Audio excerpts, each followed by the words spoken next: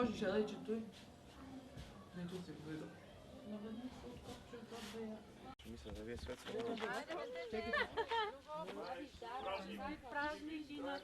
Вихъра, че падна. Идиот.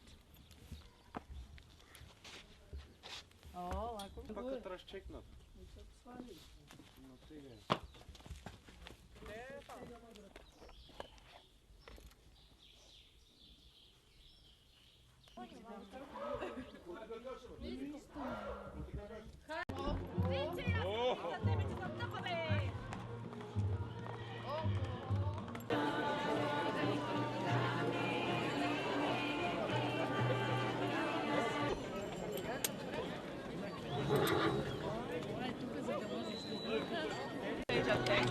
Искам да видя. Хайде. Марго, сложи повечко да. Дай му кофата.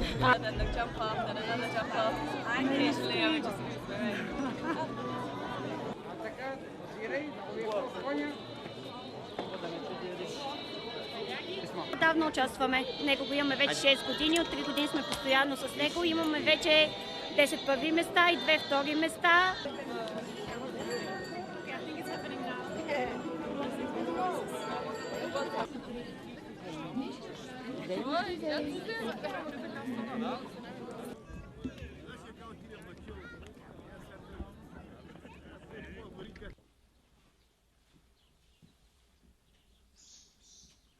В Бъчево се празнува от незапомнени времена. Покровител на празника Свети Тодор е така покровител на конете, на конярите, на хората, които посредством тия животни са си изкарвали прехраната, преди това воювали.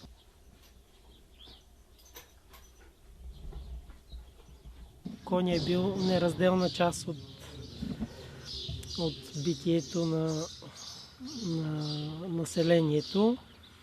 И това е деня, в който се отдава почита към животните и към хората, които с това се занимават.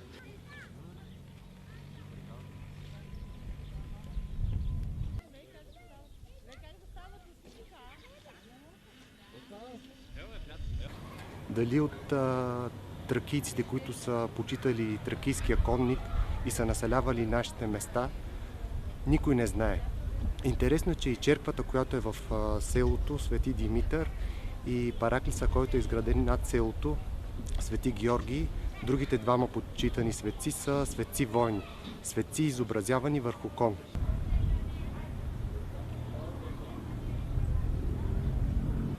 Връзката е много силна.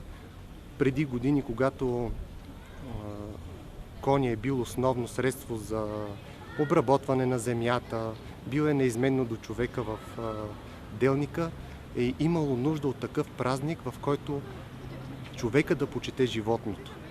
И така празникът е останал и до днес.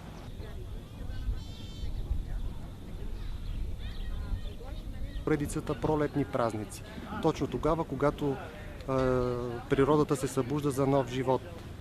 Това е почит към природата като цяло, не само към животното, а към новото, раждащото се начало. Интересно е, че самия празник не е само този ден. Това е една цяла седмица, казва се Тодорова неделя, и всеки един ден от седмицата е с специфично символика, значение, наименование. Вие по колко излагате?